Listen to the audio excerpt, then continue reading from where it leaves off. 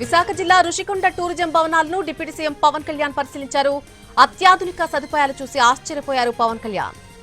అవన్నీ పాడైపోతున్నాయని వెంటనే మరమ్మతులు చేయాలని డిప్యూటీ సీఎం ఆదేశించారు. అయితే గతంలో హరిత రిసార్ట్స్ ఉన్నప్పుడు ఏడాదికి 7 కోట్ల ఆదాయం వచ్చేదని పర్యాటక శాఖ మంత్రి కందుల దుర్గేష్ పవన్ కు వివరించారు.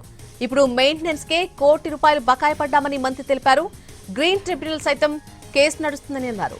రుషికొండ భవనాలపై అసెంబ్లీ వేదికగా చర్చ జరగాలని డిప్యూటీ సీఎం పవన్ తెలిపారు.